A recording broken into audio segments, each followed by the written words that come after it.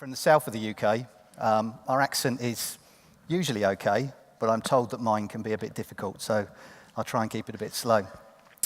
So I'm part of the HPE organisation, which is responsible for telcos, for its business unit called Communications, Media and Solutions. So we provide products and technology into the telco market, and we have done for over 30 years. In everything as far down into the network side as home location register and home subscriber servers, but also through the network, through mediation, through the thing that takes the records off of the switch and into the billing system, into network management. So telcos are a core part of our business. So you're probably wondering, what's a telco guy coming to talk about the Internet of Things? Is it only about connectivity? Well, it's not. So you'll be pleased to know on that. So if I look at the evolution of the IoT market, telcos and many other companies will tell you they've been doing this for years. We used to call it machine to machine. We're just a case of we take a connection, we put one machine on it, we feed information back to another. So it was all about having a cost-effective network and close communication. But often that was literally just close communication. You know, it might be a smart meter. I might just take the meter readings off the smart meter. But now the market's moved on. So customers are looking to how they can manage the devices, descriptions on there. How do they take information both ways? How do you make a meter, say, bidirectional? And now we move to this Internet of Things world, where we're looking more at how do we expand that out. So a smart meter is not just a smart meter anymore. It's a way of you managing your usage at home. It's a way of feeding information into other areas. People are taking smart meters and using them as a gateway into your house for home security or other home services. And the same with cars. And as we move out and all these things start to become connected, as Patrick spoke about this morning, we're now at a stage where everything is connecting to everything else, or can do. So we're really moving up the value chain and moving more into application enablement. If I look at that value chain, you would think, so me being from telcos, you'd say, well, it's all about connectivity. But as I say, it's not. If you look at where the value is in that value chain, the actual network connectivity side is very low.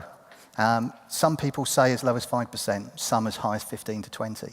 If you even look at someone like Verizon, 18 months ago, they put out a report in the States that said that they only saw connectivity is worth about 5% of the value chain. All the money is in the application side. It's in how you use it. We hear this frequently from our customers. It's not a case of I need the data to come off the device or I need to talk to the device. It's what I do with it. In fact, a lot of our customers, particularly outside of telco in the enterprise space, were telling us a few years ago, I've got all this data, I don't know what to do with it. I don't know how to use it. I can collect so much, I'm really not sure how to move that forward. And that's where the piece that I work on, the IoT platform, really comes into its own, enabling the application. If I look at the overall IoT market or digitalisation, we're looking at an area now where we're talking up to, say, 26 billion devices going to be connected by about 2020. And these figures vary, so many different agencies out there and analysts, but we're all talking around about the same sort of number. So 26 billion, huge amounts of data, 10% of the world's data being generated by connected devices by about 2020. So we start talking about numbers which are just enormous. It's almost unbelievable at 4.4 zettabytes of data. So, huge amounts of data out there. And this is driving a real change in the way people operate.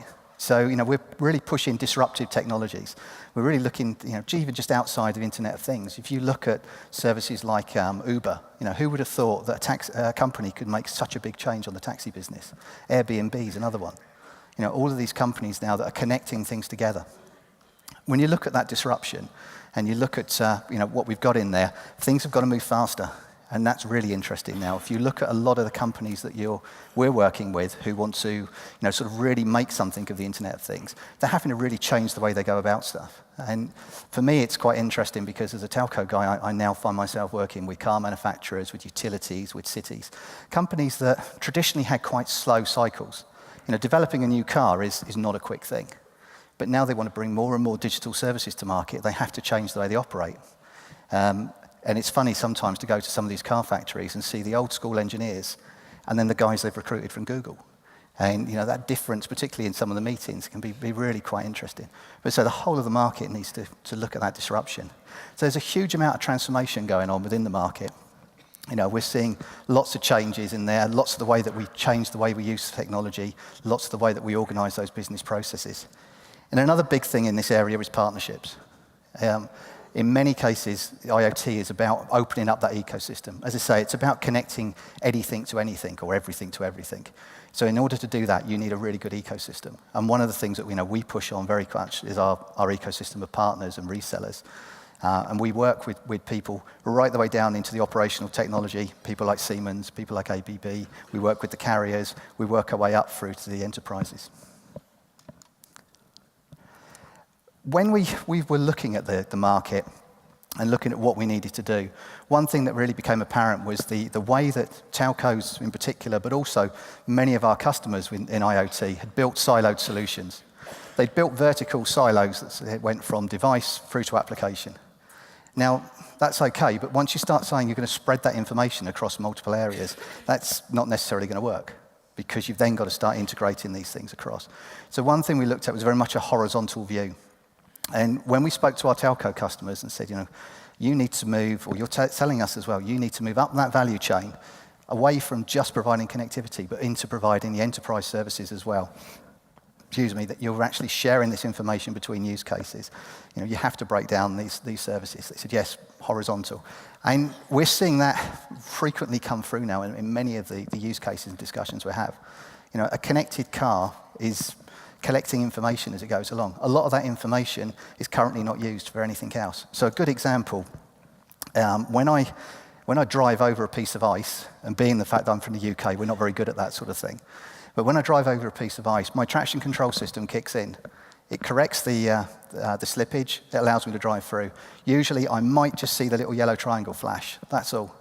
But that information, that record that's gone on there, if I transmit that to the cloud, I date stamp it, I time stamp it, I location stamp it, I've now got value. So that information can then be used to advise other drivers as we approach that area that there's black ice 2 miles ahead. Give them enough time to be prepared for it. We can also contextualize the data as we push it through. So in the case of a car, we'll know who's driving. So it might be a case that for me, it tells me to turn on the traction control. If it's my 17-year-old nephew that's borrowed the car, it might drop the gearbox down a level, stiffen the brakes, whatever. So information collected from the car can be used for providing information to other cars, but it also can provide information to cities as well. So, for example, if I've got a car, an electric car, we do some demos with a BMW i3 that we've done some modifications to it. When I go into a city and I want to park, then I can integrate with the city's smart parking service. So I know where the parking spaces are. The car also, being electric, knows the state of charge. So it knows whether it needs to recharge before it comes home. So it'll look for a parking space with a power supply. It then provides that information through to the utility so we can keep with peaks and troughs. So all of this information starts to become valuable when we share it. And that's where, say, a horizontal platform really comes into the fore. Connectivity is a really interesting space, though, as well, because it's growing. It's growing just in the terms of different networks that we've got. And when you look at IoT, so many of the use cases, you're looking at very small packets of data, infrequent packets of data, not necessarily time critical. Other ones you're looking at much bigger and very time critical. Matching the use case to the connectivity you're going to use is key to making this stuff successful. So if you look at something like, which I put up there, smart street lighting. So smart street lighting is where we can monitor the electricity consumption of the light, which seems very straightforward, but I'm told by many cities that the way they manage consumption at the moment is 1 or 2 meters multiplied by the number of lights they've got. As we start to use those lights to turn them on and off when people are around, so as cars are driving, you might turn them on, you might dim them later at night, that sort of thing, make it smarter. You're talking about relatively small packets of data and relatively infrequent. So putting them into a 3G, 4G network where you've got an expensive device or relatively expensive device, relatively power hungry as well, not the best way. Using something like a low-powered wide area network like LoRa or Sigfox, as an example, is an approach. We're also seeing now in the cellular market, narrowband IoT and LTE-M coming into its own there as well. So different services will have different networks that you need to use. And so this is really cool because you're seeing people now move away from necessarily just the traditional telcos. So if anybody's from France, they'll know that not only have we got the cellular operators and fixed line operators in France, but Orange and Bouygues, through their spin-off of Genius, have now launched their own long-range radio networks. So they use LoRa, which is a low-power wide area network, devices with like 10 years battery life in there. So they use those for things like smart cities for the small-scale pieces. They use them, Sigfox is put into some of the smoke alarms. So when you take out an insurance policy, it says you have to have an active smoke alarm. If you take the battery out, the Sigfox transmitter turns on, tells the people you've taken your battery out, and therefore your insurance is invalid. But very small sensor, very long battery life. But as I said, we're seeing that move along as well as other people move in. La Poste has now got a low throughput wide area network. We're seeing even resellers of our own looking to build out long range radio networks because we're talking about a one antenna covering about 20 kilometers or 10 kilometers, depending on the power output. So these areas, people are now breaking into how they become the connectivity provider. Cities are another example. I just said street lights. In my own city back in Southampton, our new streetlights that went in have small cell technology built into the lampposts. So when people get off their cruise liners, they can check their email through this free Wi-Fi that we make available to them for about 25 minutes. We can also sell that Wi-Fi to other people. So the lampposts themselves have become a capillary network and are breaking out to provide additional services. Another area in IoT that you'll hear HP talk a lot about is the intelligent edge or computing at the edge. So in a lot of the IoT use cases, particularly in manufacturing, it's more about how do you get that data and do something with it quickly. Some data, as I've said with the car, some of it you need in real time. Some of the actual compute, the actual analytics, you need to do as close to the edge as you possibly can. So if you take an oil rig, for example, if you've got data coming off the wellhead, then you want to be able to look for certain things like builds up pressure or whatever. You want to do that as quickly as you can so you can address it. So you want to try and move more of that compute towards the edge, so you can do the analytics there and then pass back the information for offline storage. The same in production lines. You want stuff that's going to react very, very quickly. So we push the computing out to the edge. And we have a range of servers now that we use to address that. If I look at our go-to-market areas, we see three real different types of IoT. We see the enterprise side IoT. So this is things like smart campuses. So I've put Levi Stadium on here as an example. Our guys from Aruba, and we've got some Aruba people around on the Open Kiefer stand around the corner. They provided a service into the Levi Stadium, which is the stadium where the San Francisco 49ers play. So it was where the Super Bowl was last year. No, not this year's, not Sunday's, but last year's. They put Bluetooth beacons in there and a Wi-Fi network. It enables people to not only, through an application, go straight to their seat, it enables them to find the fastest route to the next beer stand, get the hot dog delivered to their seat, all these sort of services. So, you have a fully interactive service around the stadium. And we're seeing stadiums and shops and universities, all these people trying to look for these sort of services. So enterprise IoT, big area for us, high volumes. Wide area networks is really where I play with our platform, although we actually spread out into both the wide area and the enterprise. So anywhere where we're looking at mobile connectivity, where we're looking at, say, LoRa, Sigfox, InmarsSat. A good example of that, we have a deployment currently in the Southeast Asian jungle. We've got a plantation owner who wanted to do what they call precision agriculture. So they have sensors around the plantation that are measuring water humidity, water acidity, water levels, heat, etc. Now, you can imagine in the middle of the jungle, there's not a great deal amount of connectivity. So what they've done is use sensors from Liberium to do all this capture. They then put up a LoRa network that covers the plantation, and they then connect that LoRa network through InmarsSat back into the internet. So the platform we're using is based in Grenoble in France, but we're actually pulling data from sensors in a plantation in the in Southeast Malaysia. So, real wide area network. But again, mashing different types of connectivity together, and we can contextualize that information as well with information coming in from the weather sources as well. And then the industrial side, I've mentioned some of the industrial areas before around the production line, around the turbines and stuff like that, and oil rigs, but Kaiser Compressor is another one of our customers. One thing we're really seeing with this IoT is the way people change their business models, and Kaiser is a really good example of that. So Kaiser make compressors. and they sell you a compressor or they lease you a compressor. Now, by putting some analytics on the edge out there, they're changing the way that they sell that service. You no longer buy it as a compressor for a year. You buy it based on how much you're going to push through it. So very much like, I think most people have heard the Rolls-Royce approach of power by the hour, where you buy a jet engine. You don't buy a jet engine, you pay for how long you use it. Kaiser are looking at that. We're also seeing other people looking at other additional services that they can change the way they do it. So rather than a capital expense purchase, looking at how can they turn it into a service.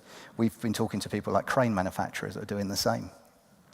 And going back, taking some of those and then looking back at that previous slide, I was looking at different connectivities and how those fit in.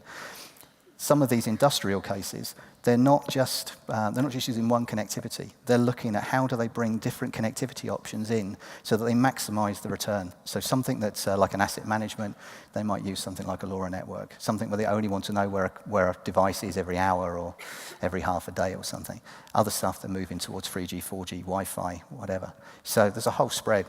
And it's also true that you can't group an industry via one of these things. You can't say that oil and gas is all classed as industrial, because oil and gas also has distribution. It also has retail. So we move into all of these three areas with that. So a petrol station, for example, we might look at using the enterprise approach that we've got to try and drive people from the petrol pump into the store to get more coffee. We might look at the wide area side of it by providing connected car management services. So taking the HP network or the HP architecture, as I say, we have a wide variety of products in here, and we've arranged our products into these groupings. So at the top end, we've got all the ecosystem of partners. So we have partners that are in the device level. We help, therefore, our other customers, our service providers and enterprise, to rapidly bring stuff on board because we're building out this ecosystem. And this is an area that can't be underestimated. Being able to bring all of these partners together, and in fact, some of those you'll see are competitors as well. So in the IoT platform space, we work with GE Predix, we work with PTC ThinkWorks. So these are competitors to our IoT platform, but they're suited for, say, the industrial side because, let's be honest, GE knows turbines and power lines better than we do, probably. The Aruba stuff that we've got is it's got some really, really good things around Wi-Fi, around Bluetooth, around location-based services. And as I said, we've got some Aruba people here. If you'd like to talk more, they go out to, I think it's stand 42. You've got the horizontal platform where we sit. And then down below, you've got all the servers and all the technology that we bring to play there. So let me focus for a while on the platform that we use and look at some of the core areas that we deliver with that platform. When we talked to our telco customers, they gave us a series of issues that they had to deal with. And it was quite interesting for us because, I say my target market is telco, so why am I out with car manufacturers? Well, as we were building our application enablement platform, we started to get more and more inquiries from other enterprises coming through our analytics and data management teams. So the people that deal with all the big data. And they were saying, I've got a customer who's got all this data. They don't know what to do with it. They want to be able to talk to devices. They want to be able to send information to and from. They want to be able to bring in data from other sources. You guys do this in telco. What can you do for enterprise? So our platform suddenly went from being just targeted at selling to the mobile operators or the fixed line operators, but into working with enterprise. And that's a real big shift. Both for us, but also in the whole market as the enterprise customers try and take more control over this, and they try and wrap safety around it. So we had a number of things we wanted to look at. How do you drive data monetization is the word that's used, or the two words that are used very much by analysts, but how do you drive value from that data? So how could we do that? How could we manage the connectivity? As I said earlier, there's so many different connectivity types that you're really looking for something that will cover the lot. If you're a smart city, for example, and you've got some services that are on 3G, 4G, some that are on Wi-Fi, some that are on low throughput networks, you don't want a different management platform to cover all of those. It's just too complex. And some of these use cases are quite low volumes of cash that you're putting through, so those savings, long-term stuff. So a common platform for doing that. You want to be able to manage high volumes of sensors. And one thing that we bring to this because of our telco experience is this ability to manage carrier-grade volumes. So one of our products that we use in the telco networks for pulling data records off of the switches, currently the deployments of that we have around the world handle 1 billion transactions per day in real time. So handling these vast amounts of data that are coming off some of these devices is something that you really need to move to that sort of telco grade, carrier grade type volumes, and so we're well positioned for that. Standards alignment is really key. It's quite interesting that if you look at the number of standards in IoT, some people will say there are no standards, because there's so many standards to choose from, which one do you go down the line of? We took an approach very early on that we would look for an industry standard that was agnostic. So we used the 1M2M data model. 1M2M is an ETSI-based standard, so it's got telco pedigree to it as well.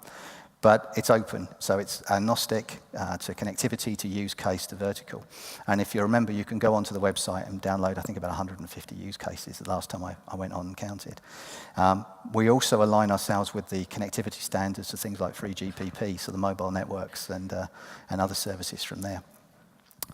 We found also that a lot of our telco customers and then our enterprise customers were stuck as well, and that they could collect all this data. Once they figured out what to do with it, they still were struggling to how do you take it to market.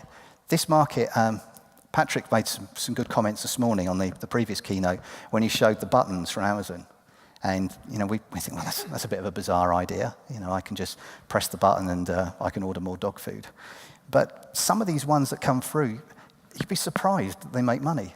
I used to joke about the connected toothbrush. I don't know if anyone's got them, but Oral-B will sell you a connected toothbrush. It connects to through your Bluetooth to your PC or to your home Wi-Fi, and it monitors how you brush your teeth. When I first saw that, I thought, well, there's technology looking for a problem. And I would joke about it on calls with our sales teams and others, until one day somebody said to me, we've got those. We've got them for each of the kids. So I said, kids? How many kids have you got? It's free. I said, so you spent £300 on toothbrushes for your kids? And he said, yep. We never have to tell our kids to brush their teeth, because they've turned it into a game, because they get a score for when they brush their teeth. They've gamified brushing their teeth. He said, some nights we have to tell our kids to stop brushing their teeth. So it's an IoT use case that, I think, that's suddenly got value. Another one Patrick mentioned this morning was on the dog stuff. And yes, I agree. IoT is dominated by dogs. Cats, not really their space. They're more sort of YouTube fans. But if you look at the dog trackers, I've got a Siberian Husky. And anyone who's got Huskies will know that they can't hear their own name from about 3 yards. They can hear a fridge from about 3 miles, but they can't hear their own name. So having one of those trackers that allows me to, if I do ever let her off the lead, which I'm not confident enough to do, that I can find her. I know a lot of my friends have gone over and bought them. And yeah, they cost them maybe £100 a year. But the added value. And this is the thing, some of the stuff really does generate cash. And it's interesting to the consumer. So this idea of being able to take something, think of an idea, get it out there to market fast, and do something which we've not been very good at in the telco space in particular, which is fail fast. So do something, get it out there, don't spend a huge amount of money on doing it, see if it works. If it doesn't work, shut it down, move on to the next thing, enhance it, do other things with it. So many times in my previous life in telco, we would spend ages building a product, and we'd take it to market, and we'd find that Google got there first, or somebody else had got there first. And in this market, you're definitely seeing that. You're seeing the likes of the Apples, the Androids, Amazon, people like that getting stuff out there. So having a product that will enable you to get to market fast, try things out, and then to kill it if need be, and keep enhancing it as well. And then verticals, as I say, for a lot of our customers, they want it to be able to cover all verticals. They don't know which one at the moment is going to be the one that they really want to focus on, so let's cover all verticals. And we're seeing that with enterprise as well, with enterprise customers saying to us, we're in this space, but we think our data would be useful for something else, or we think we might move into that area over there. So all of those we bring together into the HP Universal IoT platform. Conscious of time, so I'm not going to focus too greatly on the architecture, also because it's pretty boring. But just to give some ideas on it, how we do it, all the grey boxes are in our platform. The key area for me is the two, the top and the bottom. So the network interworking proxy layer is a series of adapters.